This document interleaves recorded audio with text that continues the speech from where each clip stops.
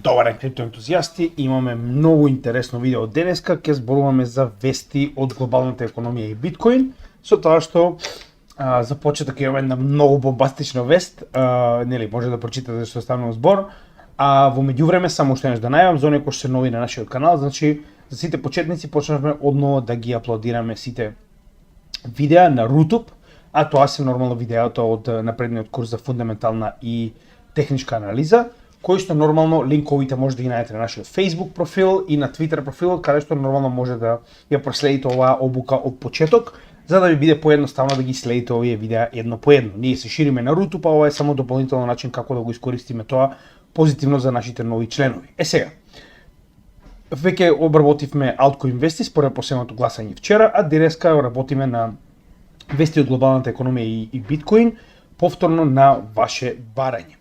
Со тоа што значи денеска не зборуваме за геополитика, денеска ќе зборуваме за економските последици од постапките во геополитика на одредени земји, каде што прво нормално ќе разговараме за новите информации кои што испаднаа за тоа кој го пукал Nord Stream, а нормално ќе видиме кои се последиците од сето тоа, посебно на западната страна. Потоа ќе продолжиме со Japanese carry trade, значи јас не сакав ова да го обработувам нашиот канал затоа што е премногу комплицирано. Во основа вие ќе бевте информирани уште пред 6 месеци што точно се случува помеѓу Јапонија и Америка во однос на капиталот. Ова е само на дополнување каде што да речам малку појасно ќе ви стане како се тоа се искомплицира до степен да имаме таков пад на пазарот. Но ќе гледам да го објаснам тоа во наједноставен можен начин затоа што е доста комплицирано и затоа не сакав да го обработувам нели на самиот канал.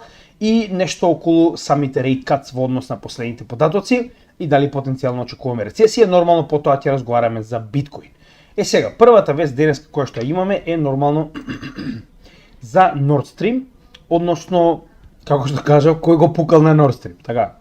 Значи, ако се сеќавате, јас ќе ви пуштам некои видеа моментално, затоа што е многу битно прво да се подсетиме што западната страна кажуваше за уништувањето на оваа стратешки битна и тоа енормно битна инсталација која што ги поврзува Русија и Германија преку Северното море за прилив на газ. Maybe to not support the SWIFT measures? Let me answer the first question first.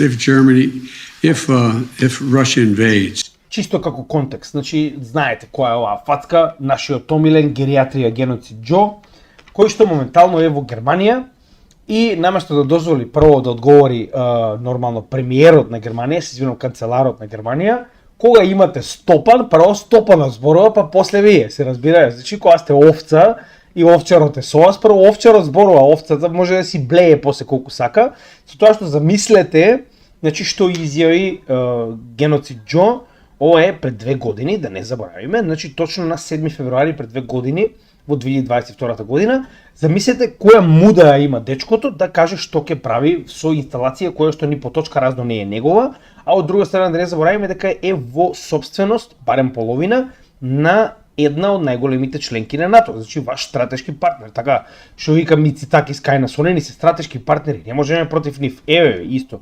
Пак ќе кажам, значи овој е прост пример. Кога Америка ви е партнер и сојузник, вие немате потреба од непријатели. Воопшто, немате потреба. Тука е Америка да ви биде и партнер и непријател се заедно.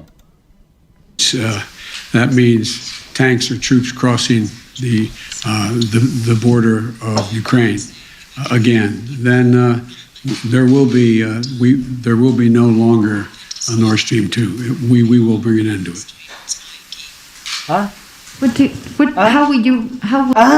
Сите си изненадени, вика, чекај, вика, ако влезе, вика, Русија во Украина, вика, моментално со тенкови и со војска, вика, нема да има, вика, Nord Stream, вика, ние ќе ставиме крај на сето тоа. Замислете, додека стои канцеларов, значи тоа е како да дојдам јас во ваша куќа и да кажам, ако комшија случајно нападне, ја во ваша куќа ќе искачам кујнава, затоа што му се свиѓа многу на комшијата. Значи, така оприлика би изгледало се тоа.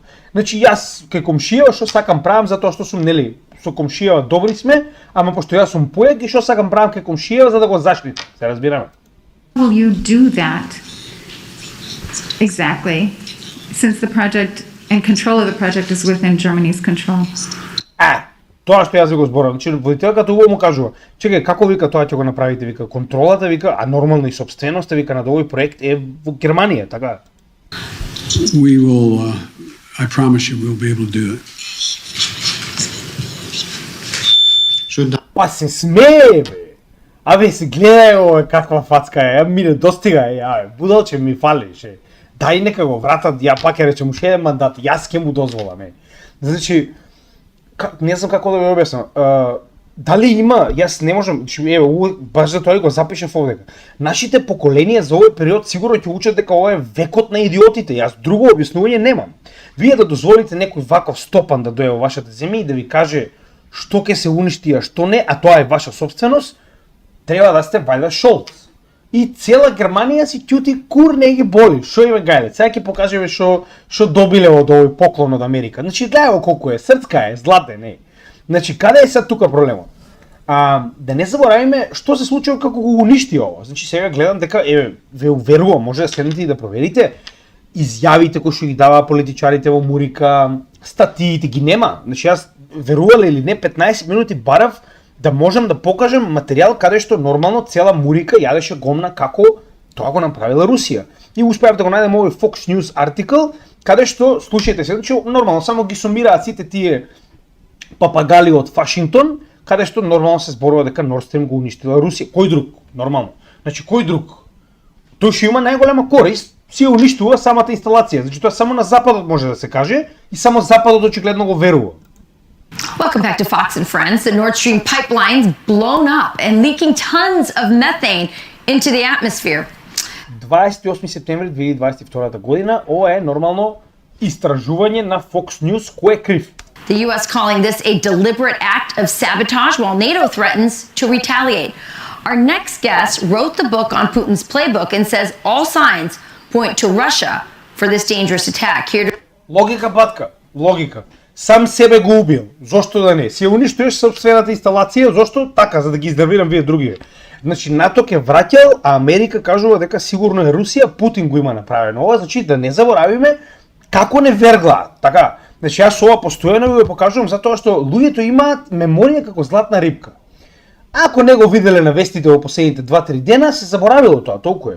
И сега цела Европа го гледа ова, се разбираме. Значи јас пак ќе ја потсетам. Ова е Мурика кажува како Русија го направила тоа. Значи мораме да го поставиме ова многу јасно, каде што Бајден кажа јасно кој ќе го направи тоа ако се случи инвазија на Украина, потоа што се случи, Русија е крива и да видиме каде заврши оваа приказна. To explain is Russian-born former U.S. Defense Intelligence Officer Rebecca Koffler. We've been debating this, Rebecca, all day yesterday on the show. Look, you wrote the book on Putin's playbook. You say that the U.S. government is correct, that this was Putin. I'm a little bit doubtful just because... Значи, многу јасно ви кажува водителката. Владата на Мурика е таа која што тврди дека е Русија и Путин. Да се разбереме, ова не е водителката која што го кажува тоа. Ова е некоја си мочла што наводно била, нели, вработена во Вашингтон и која што напишала дури книга за тоа како функционира Путин или што прави, но нема ни да навлегуваме повеќе затоа што се што ги кажа натаму е буквално бесмислено, но ова е само да ви покажам уште еднаш како ви го перат мозочето стратешките партнери од Кале и што навистина се случило. Ова е The Guardian, крајно прозападен медиум кој што вели украински тим е тој кој што го дигнал Nord Stream во воздух. Официјално потврдено, истражено 15 август, пред еден ден. Вели, Германија моментално бара од Украина да го испорача еден од нуркачите кој што бил дел од саботажата на Nord Stream, прво. Според тоа што го кажа още на самиот почеток и многу јасно од страна на русите, значи оваа инсталација се наоѓа на дното на Северното море. Не може некој само да земе најобична опрема за нуркање и да влезе на најдлабокиот дел од Северното море во февруари и да постави, значи прво, подводната инфраструктура на оваа инсталација, според тоа што го објасни русите кои што го инсталирале нормално, е така направена да има енормна заштита, што значи дека треба да биде огромна количина на експлозив и поставена на правилното место за да може да го направи тоа што го направи во оваа ситуација, односно оваа штета. Така да, ако они понатаму мислам нормално, западниот свет гледаме дека е ретардиран, тука нема никакво сомнение, значи вие понатаму ги убедувате луѓето дека 5 души отишле со јахта и еден нуркач го поставил ова како да фаќаме риба. Значи он отишол со харпунов и ја дупнал цевка испаѓа муаветов, а очигледно според нели објаснувањето дека навистина ова мора да биде сложена воена операција, каде што дури се сомневаат дека и потребни се подводни, да речам, одредени, не знам сега дали се мини подморници или што и да е, според тоа што го објасни, за да може ова да биде направено. Повторно, во февруари на Северното море, на дното на ова море се наоѓа инсталацијата и еден нуркач, замислете, со пак ќе кажам, замислете, овој нуркач имал доволно опрема за да го направи ова. И доволно експлозив исто така, не заборавајте. Ќе ви оставам, вие сами размислете си, но не стратешки партнери, нели? Не можеме да ги обвинуваме. И сега наједнаш, една работа која што се уште не ми јасна е, прво, зошто и понатаму би му помагала на Зеленски Германија? Јас не можам да разберам, вие објаснете ми. Значи, вие сте направиле енормна штета на територија, значи тоа е ефективно територија на Германија. Тоа е материјал, инсталација на германската држава. Вие на германскиот народ сте му предизвикале енормна штета. Односно, колку голема е оваа штета, овдека може полесно да видиме, значи овдека е буквално колку штета директно е направена на сите овие земји во однос тоа колку инвестирале во самата инсталација, и тоа повторно имаме колку индиректна штета е направена, верувам дека ова е практично она што го имаат загубено од во оваа ситуација, нели, потенцијалните добивки од самиот газ кој што поминува преку оваа инсталација и прилика тоа би било, значи да не должиме премногу. Идејата која е? 6 милиарди 123 милиони била штетата на страна на Русија, на Германија 3 милиарди 852 милиони долари и понатаму продолжуваме. 2 милиарди 389 за Холандија, милиарда 233 за Швајцарија и така натаму и така натаму. Ова се директно предизвикани штети со уништување на оваа инсталација. Значи вие како партнер на Германија сте и предизвикале 3 милиарди 852 милиони. Да не заборавиме, дечкото со насмевката е тој што го предизвикал ова. Сите не е јасно, значи напишано е на небото кој го направил ова и тоа он им го најави, замислете, во нивниот дом, ова е во Германија. Но нели ќе го бркаме дечкото со глисерот. Сигурно тој го има направено ова и каде сега се тоа води. Ова е директно штета која што моментално ја напоменавме, додека каде е индиректната штета. Вели, значи стандардот на живење, сега ова не е само економијата, туку стандардот на живење во Германија, вика, буквално пропадна во провалија откако Русија направи инвазија врз Украина. Зошто? Највеќе заради тоа. Гледате овдека која е слика. Овдека сликата не е од економијата, овдека сликата е од Nord Stream. И тоа има уште еден кој што се градеше, значи беше два типа на овие инсталации кои што моментално се градат преку Северното море за да ја намалат траекторијата, односно патот за гасот да стигне до Германија. Наједнаш се поскапува, затоа што немате веќе ефтина енергија која што доаѓа од Русија. Вала! И секојдневниот човек почнува да си плаќа повеќе, затоа што нели треба да се заштити Украина. Ова е Брасел сигнал, значи ова е некој вестник од селото Брисел, кое што нели ние се стремиме да го достигнеме. 2 од 3 германски компании се релоцираат поради енергетскиот хаос. Чудно, не знам кој е овој хаос, зашто зборуваме.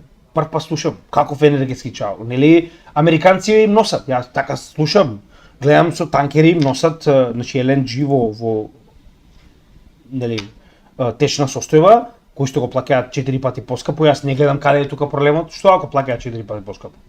Па кој ќе се богати во Германија ако они не плаќаат, се извинувам, во Америка ако они не плаќаат 4 пати поскап газ. Германската деиндустриализација е, вика, буквално wake up call за Америка. Односно, Америка разбуди се, пошто гледа што и се случува на Германија. Америка и го предизвика тоа, но нормално не може тука да го пишат очигледно, како и да е. Forbes, значи ова не е Московски Таймс, туку ова е Forbes. Forbes го пишува дека Германија се деиндустриализира. Не знам од каде ова, стварно не ми е јасно. И на крајот од сето ова, значи откако сте виделе активно дека за 2 години економијата ви оди во дупка, официјално Германија и понатаму е во рецесија, доаѓаме во заклучок каде што и понатаму Германија вика не, во нема врска со војната во Украина.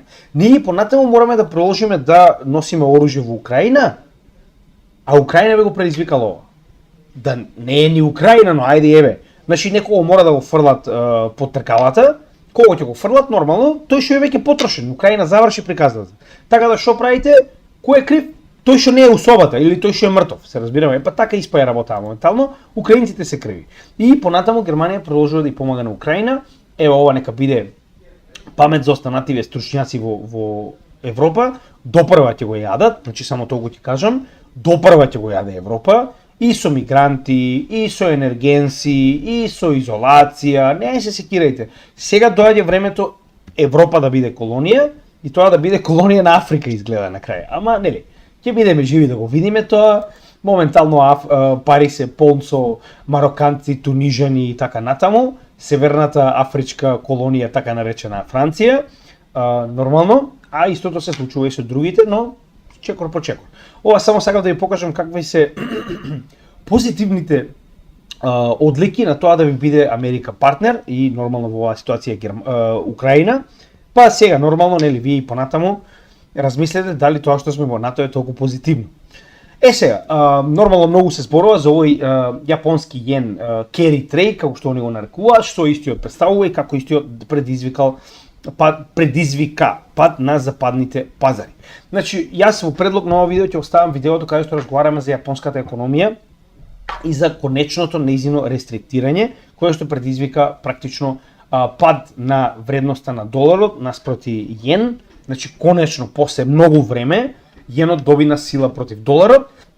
И оно што го разговаравме претходно во ова видео, ако се сеќавате, ви објаснував како моментално јапонските инвеститори имаат многу поголема корист да ги држат своите капитални вредности во долари и да инвестираат во краткорочен долг на Мурика, поради тоа што нормално знаете и сами, доларот и понатаму беше многу силен и растеше во сила наспроти јенот, а дополнително не забораваме дека краткорочните обврзници на Америка беа крајно профитабилни.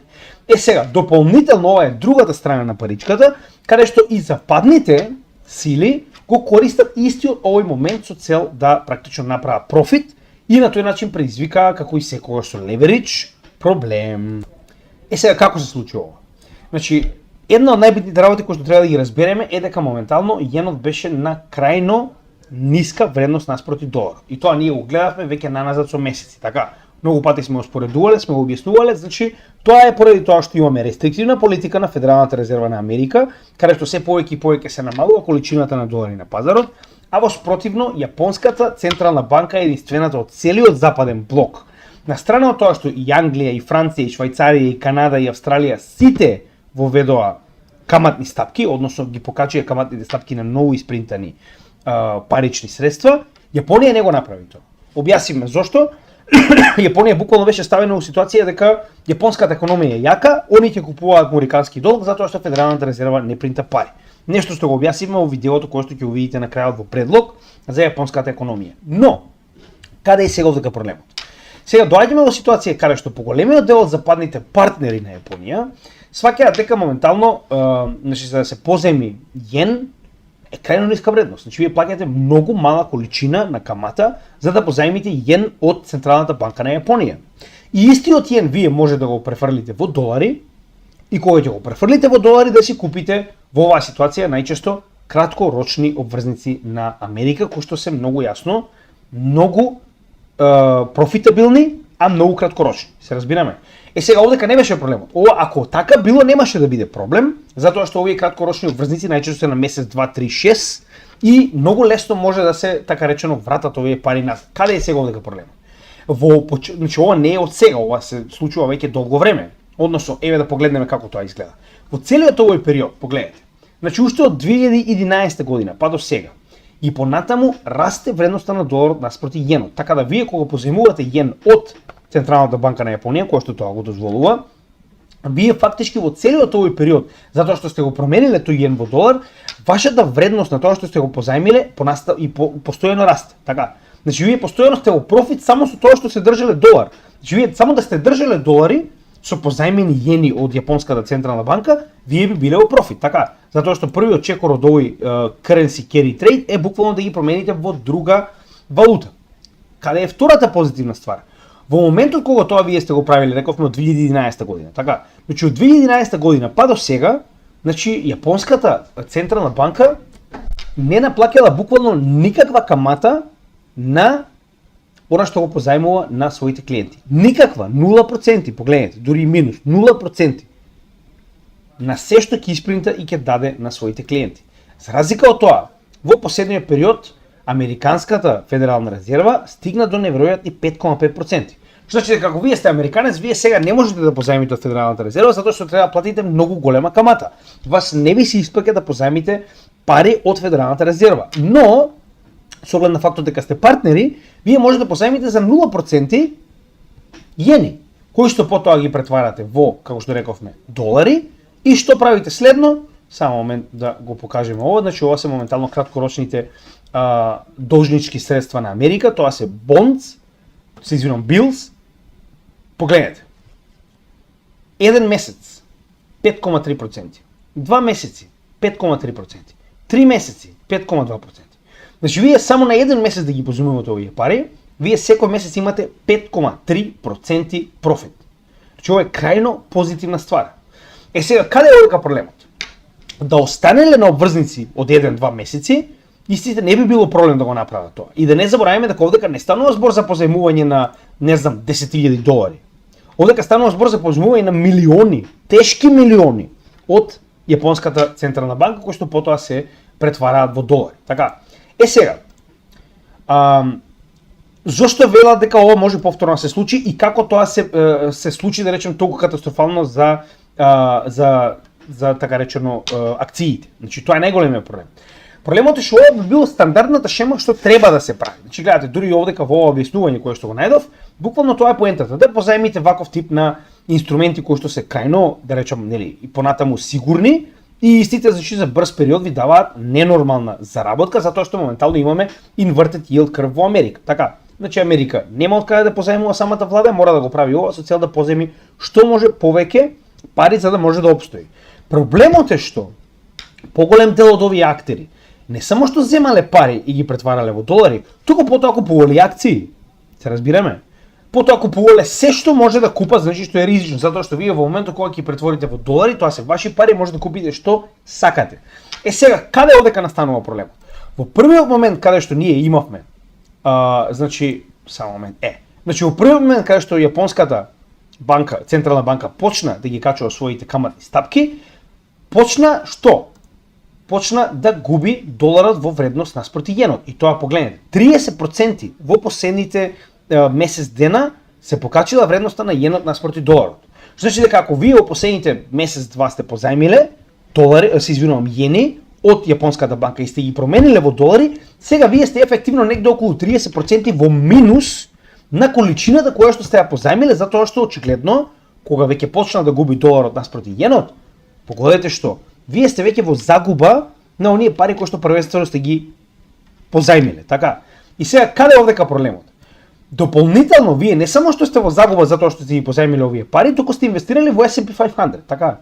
И S&P 500 во првиот ден кога се случи ова, тоа беше на 2 август, значи погледнете, значи вие не само што сте во минус 30% затоа што самото покачување на каматните стапки на Федералната резерва на Јапонија предизвикува намалување на количината на јен на пазарот, автоматски неговата вредност почнува конечно да расте, а да се намалува вредноста на долар наспроти јенот.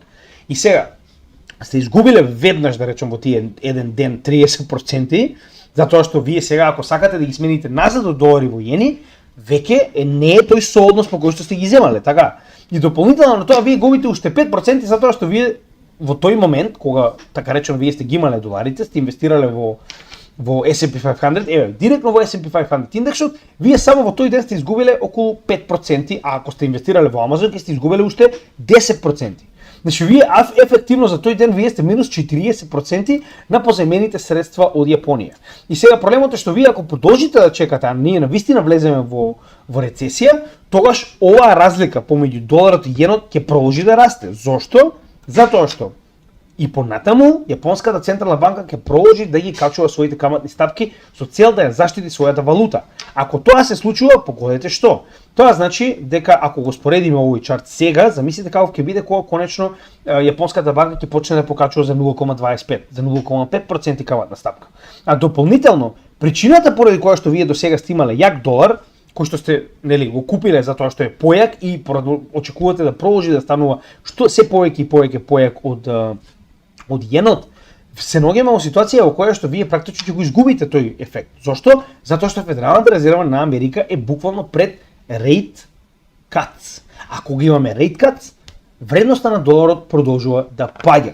И сега, ако имате вие ситуација во која што Јапонската банка продолжува да ги качува своите каматни стапки и ја зајакнува својата валута, а Америка ги намалува своите каматни стапки и ја ослабнува својата валута, погодете што ќе се случи.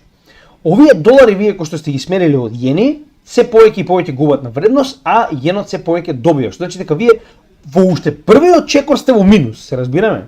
И ако продолжите да ги држите, ќе бидете уште повеќе во минус. Дополнително, ако влеземе во рецесија поради ова разминување на BOJ и Федералната банка Федералната резерва на Америка, дополнително ќе предизвика рецесија која што уште толку ќе ги намали сите оние работи кои што сте ги купиле. Сега не зборувам за државни обврзници на Америка, зборувам за акции, каде што и најголемиот проблем се случи. Затоа имаме толку голем пат. И сега вие што морате да направите? Со цел да ги намалите вашите загуби кои што ги имате на пазарот, вие морате акциите кои што ги држите веднаш да ги продадете, веднаш, значи без разлика колку е загубата. Преостанатата количина на долари да ја смените веднаш во јени и да вратите колку што можете назад, и тоа што останува да си го подополните со своја резерва или со своји пари. Во спротивно може да се најдете во ситуација каде што ќе изгубите уште повеќе. За фацки како Wall Street 30%, 40%, тоа е нешто незамисливо, затоа се губи глава. Затоа луѓе рипаат од 15 спрат на зградите кога ќе се случи вакво нешто од кое што не може да се опорават. Имајте го тоа превид. Така да ова е одлично, се додека не е одлично. Се разбираме? Значи ова не е само во Јапонија, ова се случува низ целиот свет, ама е премногу комплицирано. Значи во оваа ситуација јас изгубив, ако не се лажам, добри 15 минути само за да можам најосновната структура на ова да ви го објаснам, а каде е, ако продолжиме понатаму, во што се користени овие пари. Дополнително, не само што купувале акции, они купувале акции со леверидж, затоа што тоа е дозволено. Што значи дека уште толку го зголемиле јазот помеѓу тоа што го позајмиле и тоа што го купиле како акции, затоа што очекуваат дека и понатаму ќе продолжи да расте пазарот на акции, затоа што ти на тој начин добиваш многу повеќе, каде што очекуваш дека и понатаму доларот ќе расте наспроти јенот, дополнително си купил акции кои што сигурно ќе растат, нели, ај бум, и уште тоа си ставил леверидж. Значи, знаете што се случува со леверидж во крипто секторот, истото се случува и во традиционалните пазари, затоа што леверидж доаѓа од традиционалните пазари. И сега замислете кога сето тоа така ќе го спакувате и најнаш овој систем почнува обратно да функционира, вие не сте го фатиле на време, не сте продале, вуала, сега сте во огромен минус уште на самиот почеток. А ако ставите да чекате, тогаш веќе Господ нека ви е на помош, така. Од друга страна, многу од овие луѓе кои што го прават, тоа се институции, тоа се хедж фондови, тоа се банки, тоа се тралала. Што значи дека тоа не се нивни пари, тоа е уште поголем проблем. Значи, гледате колку е комплицирано, а јас пак ќе ви кажам, ова е само најосновното што сум го објаснил, замислете колку понатаму има да се зборува за сето ова. Како и да е, проблемот каде е? Не учат. Значи, да уча немаше да го има ова постојано.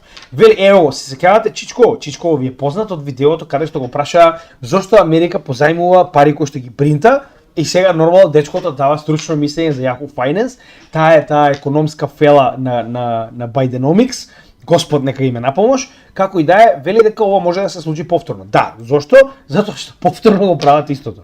Моментално е приметено дека повторно купуваат истото, значи буквално истото. Истите тие луѓе со истите тие пари ги купуваат истите тие јени за да ги променат во долари и така натаму. Значи, пак ќе кажам, зошто поземува значи американската влада од самата себе си на некој начин, тие се тие стручњаци и натаму мислам дека ви е јасно каде се тоа води.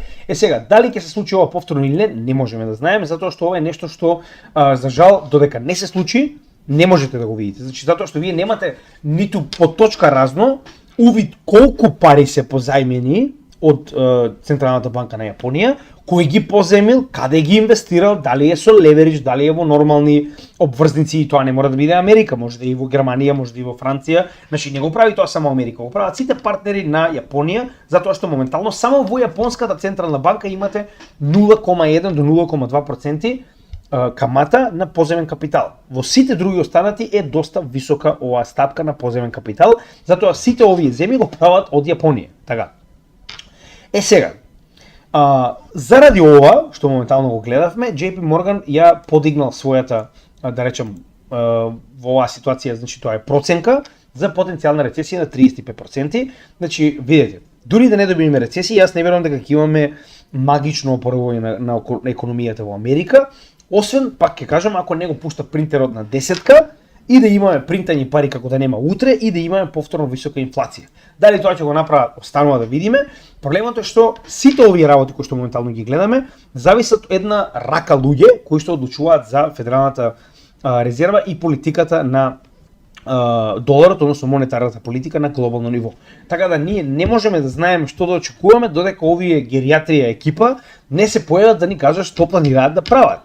А следното такво појавување е во септември, се разбираме. Значи ние можеме да шпекулираме, можеме да бараме причини зашто се тоа се случувало, но на крајот најјасно ќе биде сето ова кога конечно ќе дојдеме во септември и ќе испадне гериатрија Джером Пауел, екипата на Bidenomics, да ни каже кој е новиот дотплот план, да ни покаже што очекува Федералната резерва во наредните година 2-3 од овој аспект, од оваа гледна точка. Повторно, не дека они знаат, они немаат појма што се случува, значи постојано го зборуваме тоа, но барем ќе ни дадат до знаење што планираат да превземат. Дали ќе има rate cuts, дали нема да има, можеби ќе има rate hikes, колку се ретардирани веќе не се ни знае, но како и да е. Видовме доста добри податоци, значи за јули добивме намалување на инфлацијата за 0,1%, како на core, така и на CPI, што е добро затоа што колку повеќе се намалува инфлација, а колку повеќе се зголемува стапката на невработеност, како што видовме скок од 0,2% од 4,1 на 4,3, толку поблиску сме до rate cuts.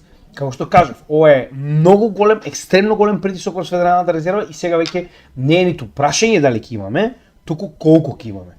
Сега веќе 70% за состанокот на 18 септември очекуваат дека ќе имаме 0,25, а 30% дека ќе имаме 0,5% rate cut. Повторно, не заборавајте, рано е да зборуваме колку би бил голем овој rate cut, затоа што ние уште еднаш треба да добиеме прво стапка за невработеност на 6 септември и стапка за инфлација CPO и CPI и core на 11 септември, пред да го имаме состанокот на 18. Така да се уште е рано, допрво ќе разговараме за тоа, но е битно да го имаме ова во предвид. Битно да знаеме кога се случуваат овие работи, е битно да знаеме кога да ги очекуваме овие резултати.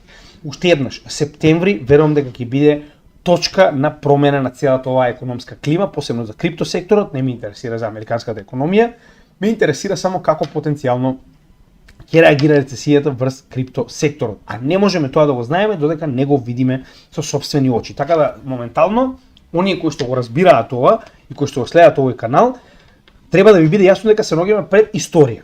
Значи ова е буквално историја. Ова е прв пат да можеме да видиме како ќе изгледа една рецесија, како истата ќе го погоди криптосекторот, дали позитивно или негативно. Значи буквално сето ова што го гледаме моментално е нешто што досега не било видено.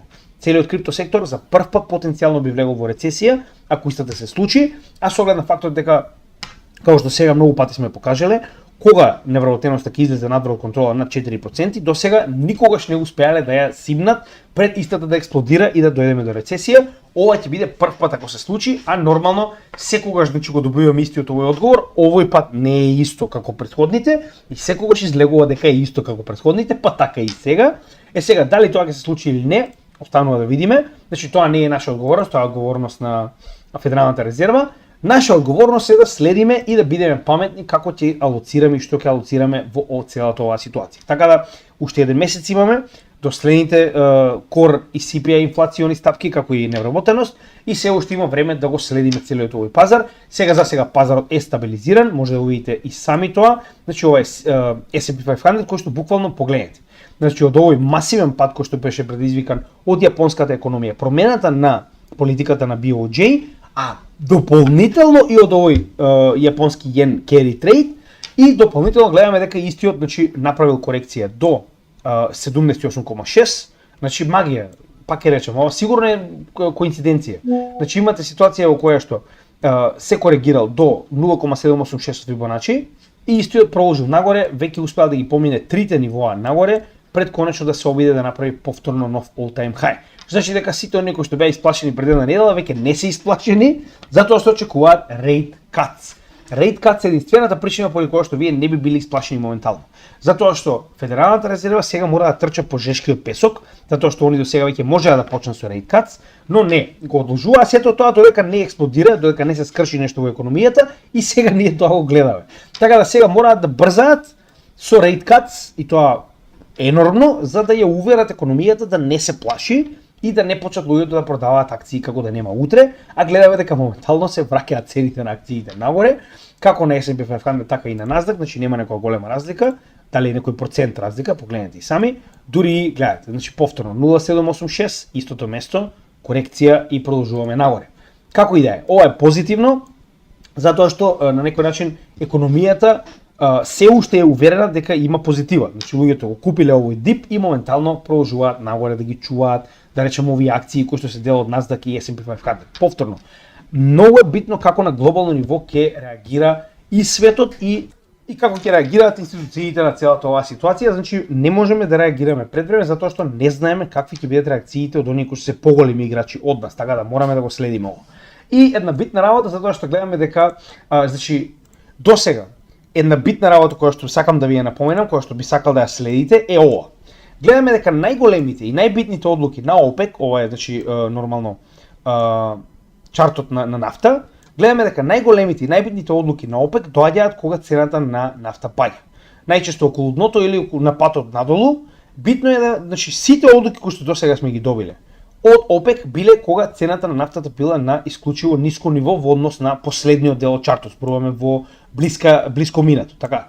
Гледајте, значи точно на дното донесуваат одлука која што најчесто ја крева цената нагоре. Моментално ние пак на некој начин се наоѓаме доста ниско во однос на она каде они би сакале да видат цената на нафтата.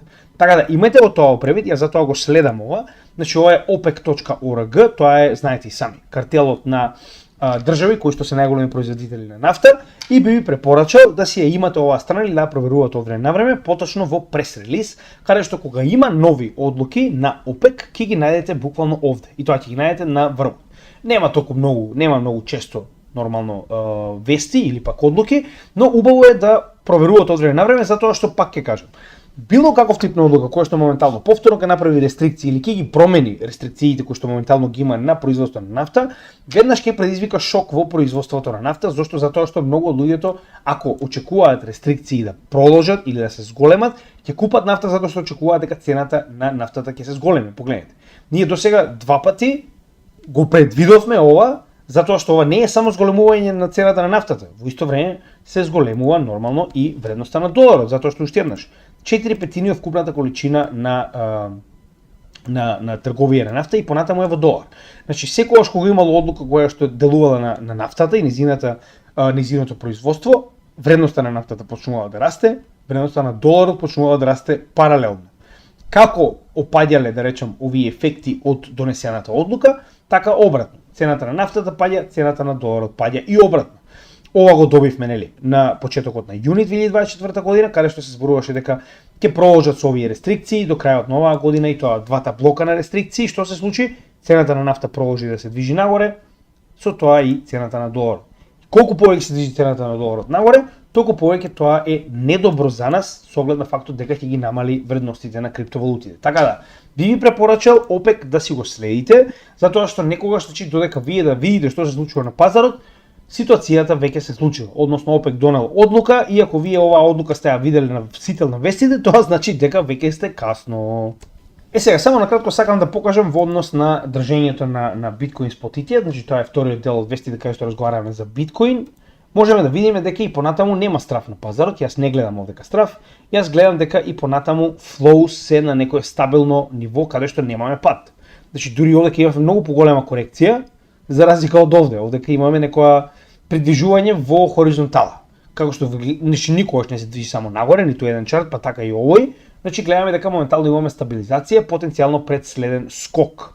Зошто го велам тоа? Уште една интересна вест. Значи вели значи во вториот квартал од 2024 година, поголемиот дел од институционалните инвеститори не само што го задржале, туку и го зголемиле своето учество, односно количина на биткоин во Exchange Traded Funds. Што ви покажува тоа? Ви покажува дека во оваа ситуација вие имате акумулирање, вие немате продажба. Со тоа што неверојатни 44% од сите институции кои што инвестирале во биткоин спот ETFs во било кој од нив ја зголемиле својата позиција, а 22% останале на истата. Значи вкупно имаме 66. Верувам дека останатите 30 и нешто, 34 ја намалиле својата позиција, но погледнете, имате 66 кои што ја задржале или ја зголемиле својата позиција. Значи имаме многу повеќе купување отколку што имаме продавање. Сега нормално ова не можеме така лесно да го кажеме затоа што не знаеме колку продале, можеби овие 34 продале многу повеќе, но ако имаше таква ситуација ќе го видевме тоа на овој чарт, односно ќе имаше пад во вкупната количина на биткоин која што е држана од биткоин ETFs. Така да затоа што нема, можеме да видиме дека оприлика е неутрална ситуацијата на тоа колку overall, значи колку вкупно биткоин е држан од ETFs. Сега, сакам да ве предупредам на вакви вести, многу да не паѓате. Зошто го велам тоа? Значи, некој си бивши сековец официјално изјавил дека Морган Стенли со ова има смртна желба, death wish, како сака да наречеме на македонски, со тоа што почнал да понудува биткоин ETF на своите клиенти. Значи, пред само некое време, ако се сеќавате, објавивме на нашиот канал дека Морган Стенли е најголемата брокер-дилер куќа во светот. Имаат повеќе од 15.000 брокери кои што работат директно за Морган Стенли. Тоа е Wirehouse. Од последните 4 големи Wirehouses кои што постојат, како што кажавме, а тоа е нели на Bank of America, Merrill Lynch, Morgan Stanley, Goldman Sachs и така натаму, Морган Стенли е најголемата. И сега најнаш испаѓа некој мочко кој што очигледно е во пензија или каде и да е, и као наводно, знаете ли што ќе им направи? Што? Прво имате ситуација во која што очигледно се менува администрацијата. Значи гериатрија Джо и неговите Bidenomics завршија, тоа е тоа, а Trumponomics доаѓа наскоро. Така да ваков тип на нека му мислат што ќе им се деси, што ќе им се деси. Секе под директна контрола на претседателската канцеларија. Ако дојде Трамп на власт, заврши приказната што ќе им се деси. Значи ваков тип на празни закани, ова е само за луѓе кои што не знаат што се случува. Втора битна работа. Дури Камилата, Камала Херис, и она ги повика најголемите ентитети во Америка, како што видовте и сами, Coinbase, Kraken, нели, Ripple и така натаму, за да разговараат како да го се решат овој проблем, затоа што го засраа, значи Bidenomics е тој кој што го воведе Chokepoint 2.0, ако не знаете што, погледнете го на нашиот канал. Значи, ваков тип на закани се без основа, затоа што нив им е јасно и објаснето, ако се сеќавате, ние пред само еден, ако не се лажам во вчерашното или во преквчерашното видео, објаснивме дека моментално на Камилава, која и да е јасно дека без гласовите за крипто нема теоретски шанси да добие претседателска фотелја. Затоа ги повикала тие компании, мислите дека тоа го направила од љубов. Чи овие луѓе ги интересира само власт. Така да за да дојдете на власт, се потребни гласови. И не само гласови, туку и поддршка од сите овие актери кои што се глобални. Не заборавајте, Kraken, Coinbase, тоа се глобални актери. Ripple, тоа е глобален актер и моментално дава многу пари за крипто лоби, за да се изберат представници кои што се про крипто. И ако вие не можете да бидете против крипто, се разбираме. Така да вакви моабети од испукани петарди, како дечко што некогаш работел во СЕК, се само глупост. Тоа е проблемот што секој има право на мислење. До тука сме стигнати само заради тоа што секој има право на мислење. Значи, прво треба да го образложите мислењето. Нема никаков основ како ќе го нападнете вие, кажете ми Морган Стенли. Истиот продава биткоин спот ETF, нешто што е сосема легално на своите клиенти преку своите брокери. Како ќе го нападнете? По кој основ? Значи моментално да продавате биткоин ETF акции е сосема легално. Значи ова да го кажете треба да сте ретардирани или да сте од СЕК, ја друго не гледам. Така да тоа е оприлика што треба да знаете и вакви статии. Значи, видете целата ситуација, анализирајте и кажете ми дали според вас има логика такво нешто се случи. Значи, секој ниту има муда, ниту пак има опција нешто такво да направи. Може само уште толку да си ја заблокира својата судбина. Само тоа ви кажам. А знаете дека Гери Гангстер очекуваме наскоро да биде со цвеќето и со сликите од фамилијата и низ главната врата надвор од СЕК. Но нели, ќе дојде ден ќе го видиме и тоа. State of Wisconsin, значи ако се сеќавате, ово го покажавме уште пред не знам некое време, каде што кажавме дека самата држава Висконсин преку нејзиниот пензиски фонд, значи ова тоа не е пишано, но затоа што јас ги следам овие вести активно, па знам, значи нивниот пензиски фонд инвестираше голема количина на пари во биткоин спот ETF. Со тоа што верували или не, истите го зголемиле ова за 1/4. Со оглед на фактот дека претходно имале 2.450.000, сега ова се акции, затоа што не можат активно да купуваат биткоин, но не купуваат акции во противвредност одредена во долари, која што потоа е заменета за биткоин од страна на оние кои што го поседуваат ETF, Exchange Traded Fund. Нема да навлегувам, идејата која е? Значи, они практично зголемиле за 1/5 акциите кои што ги имаат во овој ETF биткоин. со тоа што стигнале до ова или до оваа количина во долари. Значи ова е доста комплицирано, затоа се обидувам да не е комплициран премногу. Идејата што е, ја зголемиле својата позиција во биткоин. Со тоа што ако претходно ова било финалната сума, тоа значи дека они негде додале отприлика уште 15 милиони евра во долари, се извинувам, во количината на биткоин која што ја имале. Значи гледаме дека и понатаму го зголемуваат своето присуство на пазарот. И тоа ова е на 14 август. Ова е откако се случи ситуацијата со падот на пазарот. Значи ако били исплашени, немаше да ги зголемуваат своите позиции во биткоин, ќе ги намалуваат, така. Значи ви покажува дека на вистина расте, да речем, институционалното инвестирање директно во биткоин, но и индиректно. Тоа е една интересен пример кој сакам да ви го покажам со Јужна Кореја, пензиски фонд кој што е најголем во регионот и тоа погледнете колку е голем.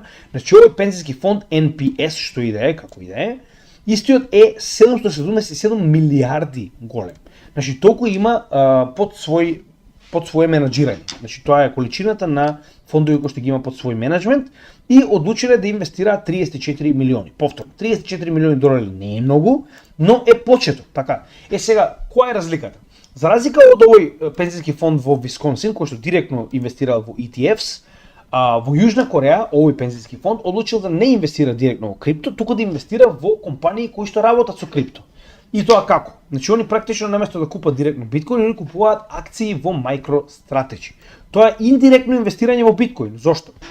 MicroStrategy со сите овие нови пари кои што ги прима, во оваа ситуација 34 милиони, затоа што овој пензиски фонд од Јужна Кореја практично купил акции во вредност од 34 милиони за компанијата MicroStrategy која е јавно тргувана.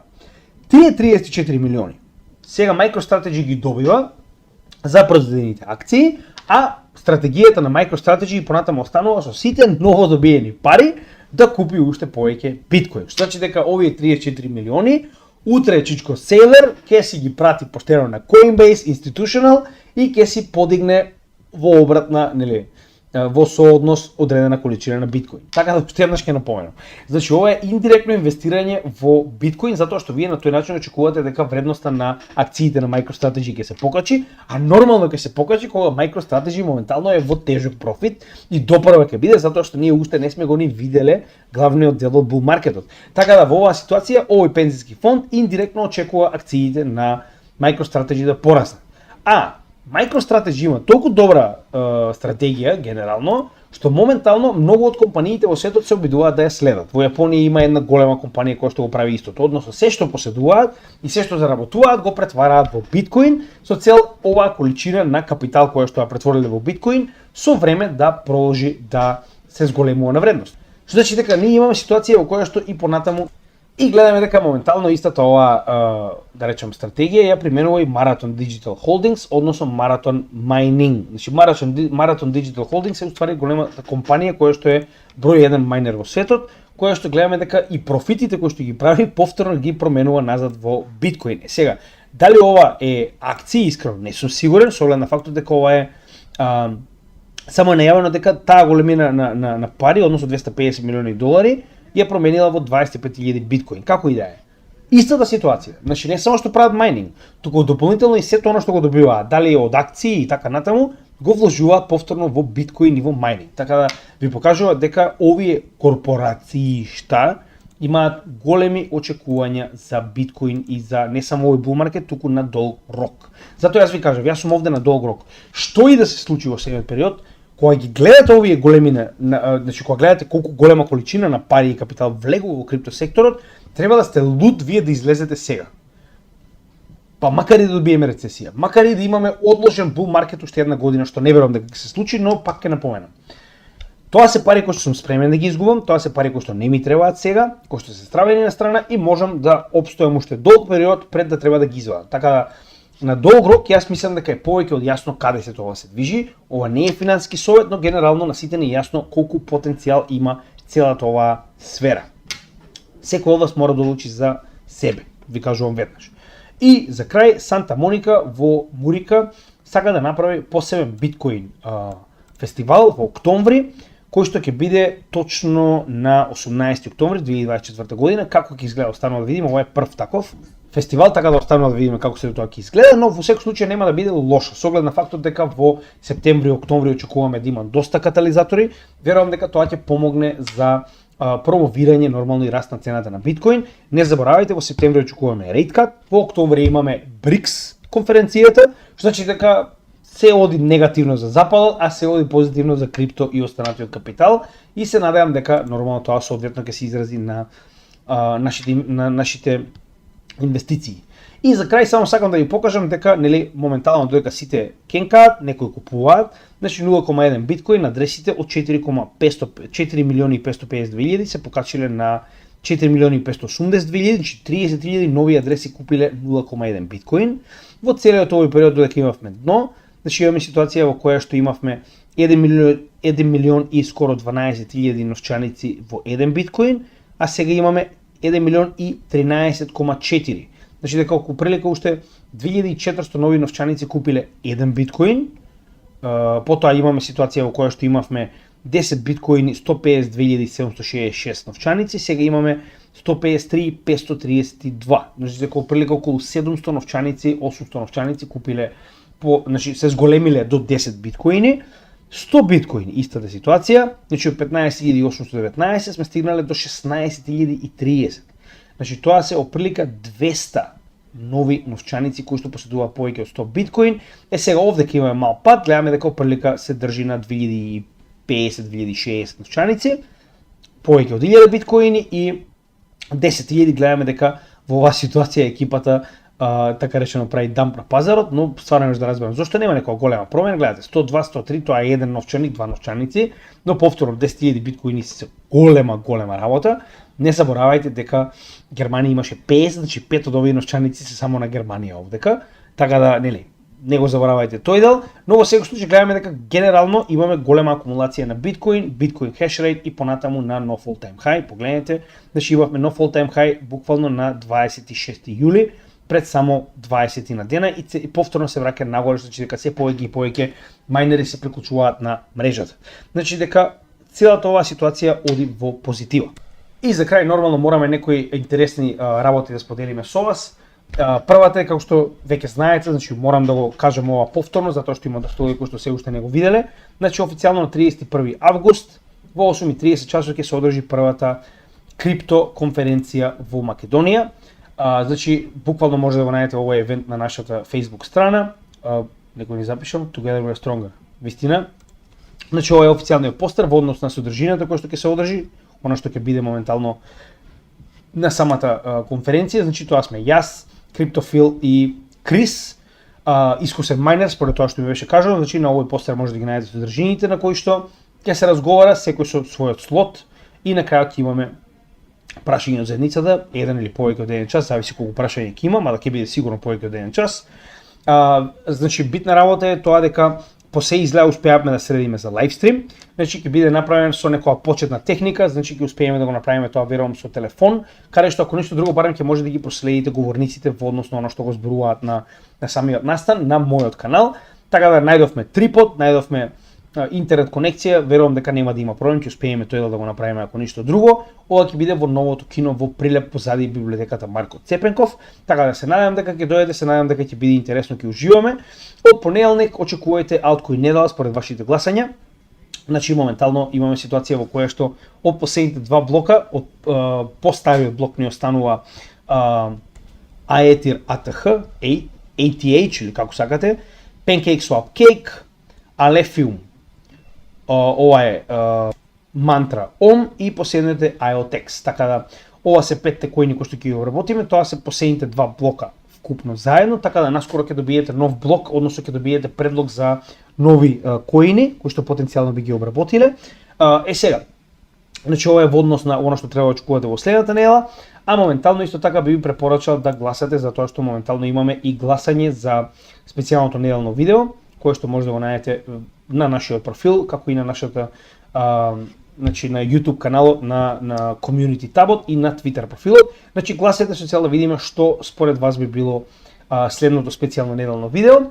И нормално за крај, значи оние кои што се нови на нашиот канал, ова е нашиот канал на YouTube, каде што исто како на YouTube, значи ќе имаме копии од истиот, во плейлисти ќе имате плейлиста за напреден курс за техничка и фундаментална анализа, каде што ги објавуваме сите нови видеа, сите стари видеа од курсот за техничка и фундаментална анализа, како и новите кои што моментално ги правиме, исто така ќе бидат објавувани во соодветните плейлисти кои што ги имаме исто како на YouTube.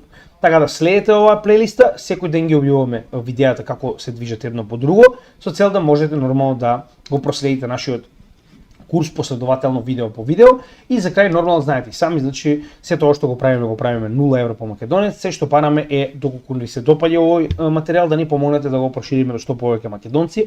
Каналот е за македонци исклучиво и се надевам дека ќе успееме да описмениме што повеќе македонци во нормално крипто, економија и геополитика. Со тоа што сите оние кои се нови, погледнете го првото видео на врвот на каналот кој што ќе ви помогне да се снајдете затоа што имаме повеќе од 1100 видеа, верувале или не.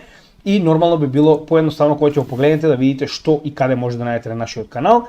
Дополнително во секој од видеата во дескрипција може да ги најдете нашите содржини, односно што разговараме во видеото и во кој дел од истото, за да не може да го гледате целото, и нашите социјални мрежи каде што би ви препорачал да не следите на сите наши социјални мрежи и резервни канали со цел нормално да имате представа за се дополнително што објавуваме, затоа што има доста дополнителни информации кои што не можеме постојано да ги објавуваме на видеа, и за крај нормално ги имаме блокчейн адресите кои што се овдека со цел доколку сакате да ни донирате нешто, затоа што ние пак продолжуваме и понатаму за 0 евро по македонец, но некои од членовите инсистираат да има каде да се донира со цел да не честат по едно кафе, да речеме, како и нашата Купи ми кафе апликација, каде што буквално може да не честите едно кафе, а ние како и досега, значи сето оно што било дадено, почестено, во најдобри намери, ќе биде вратено на македонската нација, на оние кои што им е најпотребно. Значи сето ова што сте ни го поставиле на транспарентен начин, како 2 пати досега, кога го правевме тоа во донација во прехранбени продукти на една црковна организација од Велес, ќе биде доставено до кој да му е потребно следен во Македонија, останува да видиме кога ќе има доволно средства да направиме нова добротворна акција. Ви благодарам, тоа е се за денеска, се гледаме во следното видео, поздрав од Крипто Кебичи.